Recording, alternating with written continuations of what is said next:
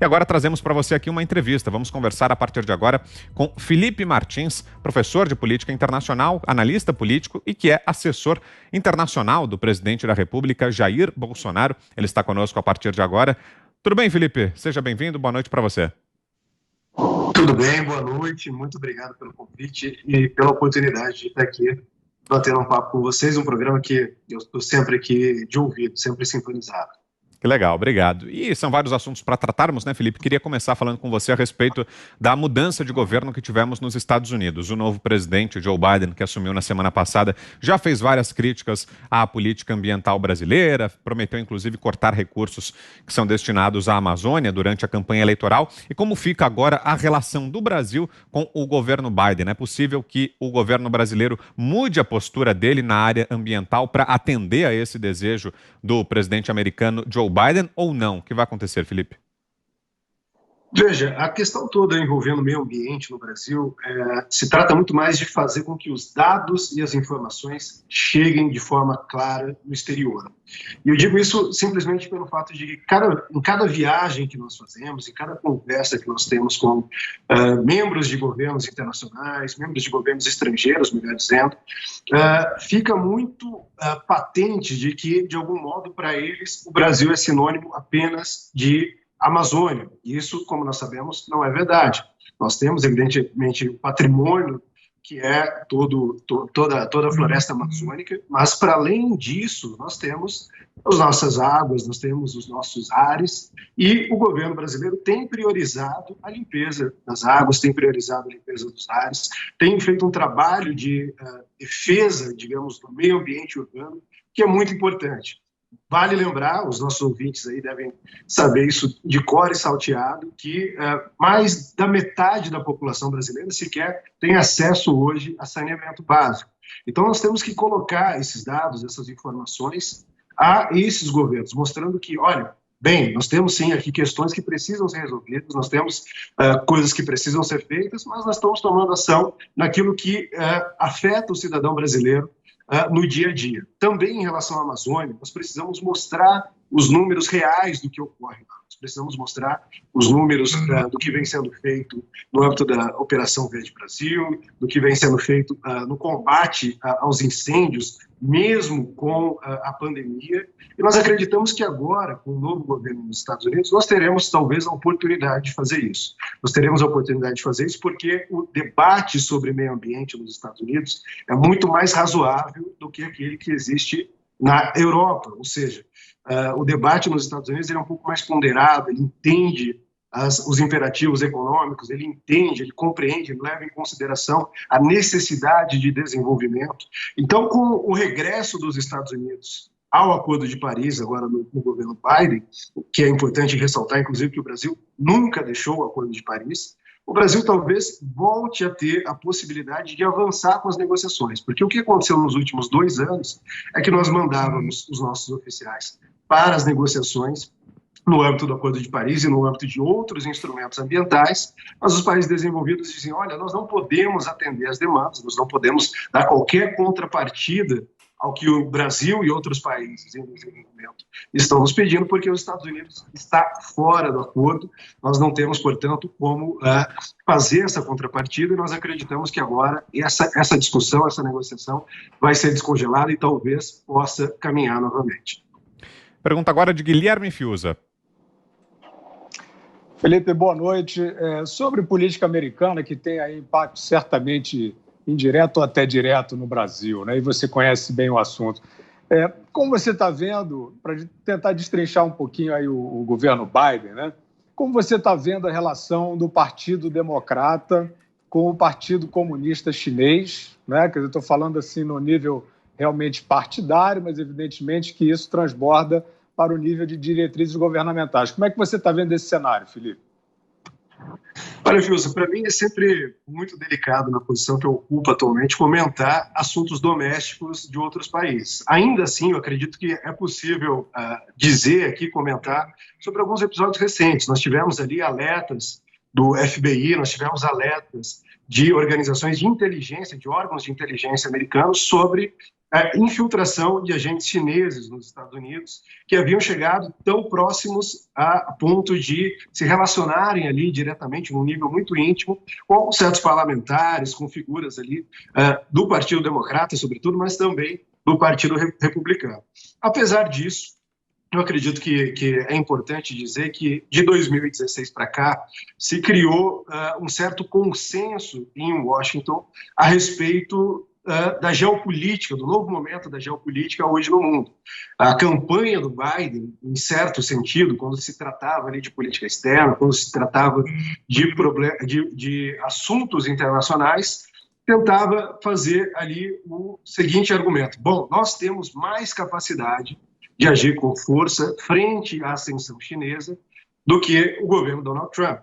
Portanto, eles foram eleitos com uma base ali quase que bipartidária em relação a isso. Hoje, há nos Estados Unidos, digamos, um consenso entre as elites governantes, entre o establishment de política externa, que é de algum modo, reverter, digamos assim, a ascensão da China. Isso, evidentemente, leva a alguns interesses permanentes do lado americano, isso leva também a alguns interesses geopolíticos imutáveis que devem, evidentemente, se refletir na relação com o Brasil, na relação com a América Latina e com o mundo todo. Então, nesse aspecto também, aliás, diferentemente da área ambiental, nesse aspecto eu não espero grandes mudanças do governo americano, mesmo sob a nova administração. Eu acredito que os imperativos geopolíticos, os interesses permanentes acabarão se impondo. A gente já tem visto aí algumas evidências disso. Se a gente pensar no contexto da América Latina, o governo Biden reconhecendo o governo Guaidó e não reconhecendo,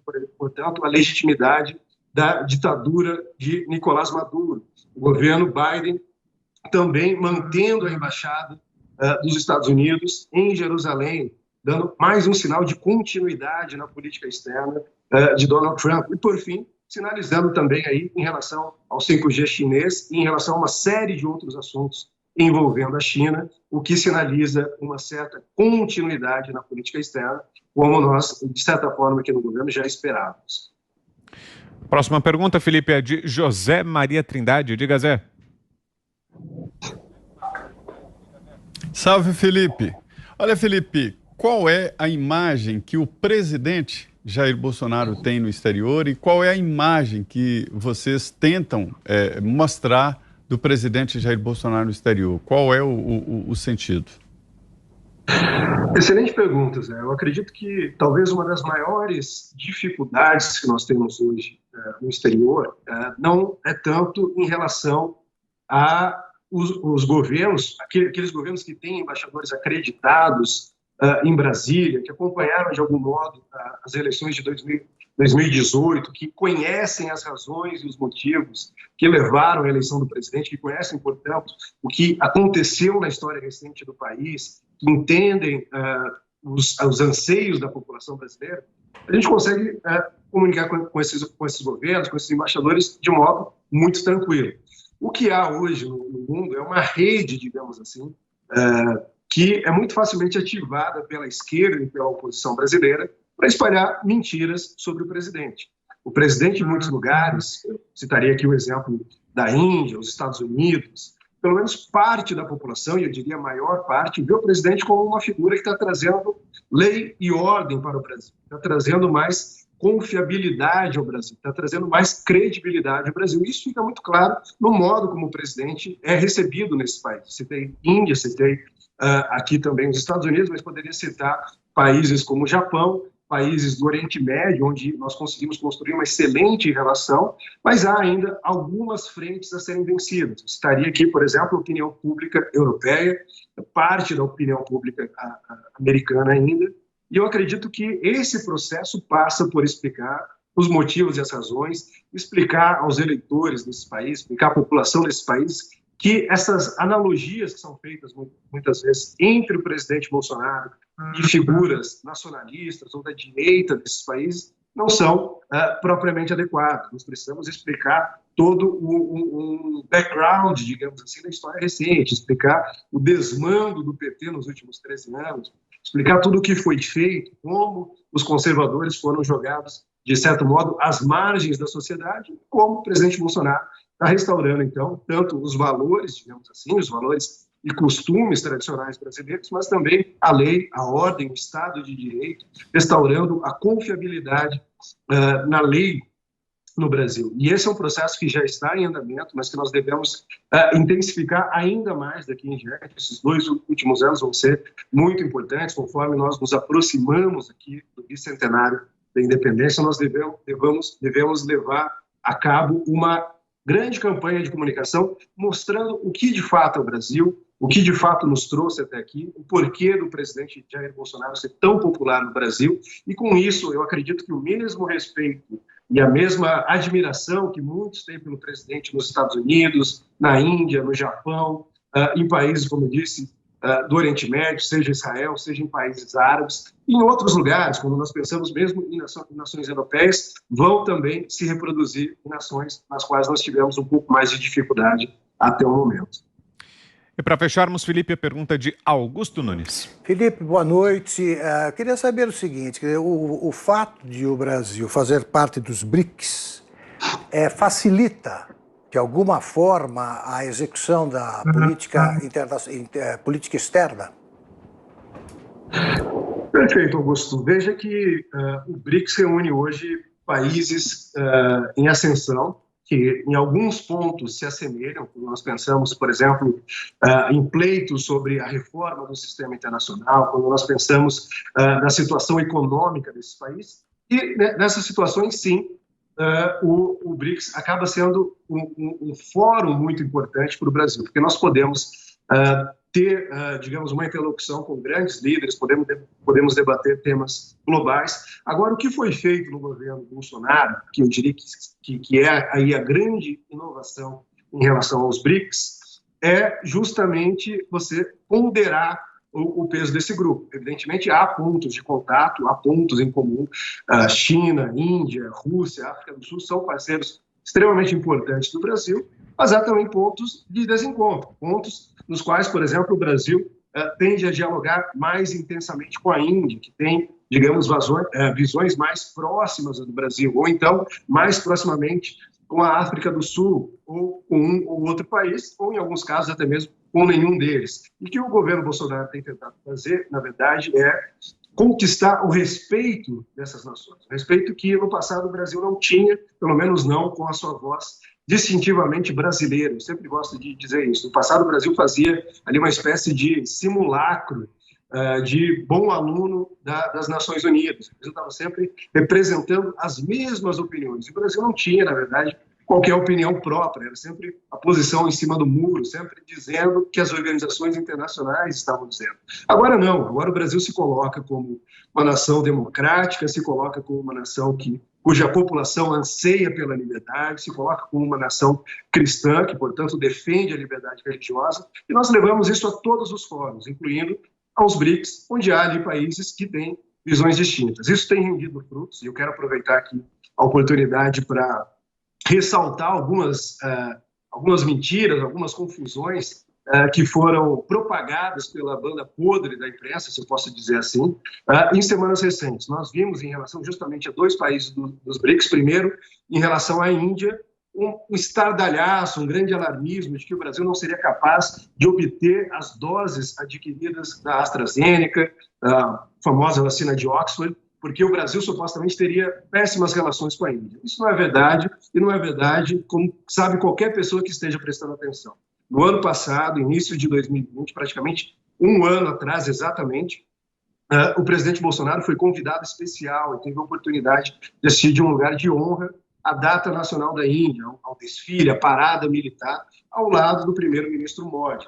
Ali ele assinou um número enorme de instrumentos e criou também um mecanismo para avançar e aprofundar as relações com a Índia. Então, as relações com a Índia são as melhores possíveis. Prova disso é que o Brasil foi o primeiro país a obter a aquisição comercial da vacina, sem qualquer problema, mostrando que a imprensa só estava fazendo um alarde. Também em relação à China, quando se falou ali nos insumos para a produção de vacina. De novo, fizeram um grande alarde, dizendo que havia problemas, que as posições do governo federal, que as posições da política externa tinham atrapalhado essas negociações. Primeiro que a China não teria nenhum incentivo para exigir cláusulas extracontratuais, se tratando ali de contratos entre empresas, com uma empresa privada chinesa e institutos brasileiros. Mas, para além disso, o próprio embaixador chinês aqui em Brasília ressaltou inúmeras vezes que não havia qualquer obstáculo político. Mesmo o líder da oposição, Rodrigo Maia, teve que admitir que ouviu do embaixador chinês que não havia qualquer impedimento, e agora as coisas já estão encaminhadas, todos sabem, as vacinas estão praticamente a caminho do Brasil, já foi feito todo o desembaraço aeroportuário, e em breve os insumos estarão aqui e a produção seguirá. Ressaltando aqui só mais uma última coisa a esse respeito, eu gostaria de notar como, nos últimos dias, nós temos uma série de movimentos de tentativa de desestabilização do país, sobretudo, e de propagar mentiras sobre o governo federal, sempre com o intuito ali de influenciar nas eleições da Câmara, sempre com o intuito também de influenciar na popularidade do presidente. Isso é muito fácil de explicar. Veja que todos sabiam que em janeiro, com o fim do auxílio emergencial, a popularidade do presidente tendia a ter uma pequena oscilação. O que ocorreu é que a oposição, ajudada aí por parte da imprensa, quis maximizar tanto quanto possível os efeitos dessa oscilação. Então, nós tivemos aí, nos últimos dias, uma série de mentiras, uma série de confusões sendo propagadas, tanto essas envolvendo o programa de vacinação, a obtenção de insumos, agora essa de aquisição de gêneros alimentícios no governo, e também essas tentativas fracassadas, frustradas do MBL, do Vem Pra Rua, e também de partidos de esquerda de promover carreatas pedindo impeachment, sempre tentando desestabilizar o governo, sempre tentando convencer parlamentares que eles devem votar pelo candidato do Rodrigo Maia, mas como nós temos visto até agora, isso não tem funcionado, e isso se deve, evidentemente, em grande parte ao trabalho sério que é realizado na imprensa, dentre o qual eu destacaria aqui o papel do Pingos nos Is. Perfeito, obrigado, Felipe, pela menção e pela entrevista. Esteve conosco aqui o assessor especial para assuntos internacionais do presidente Jair Bolsonaro, Felipe Martins. Obrigado pela entrevista, Felipe. Boa noite. Eu que agradeço. Boa noite.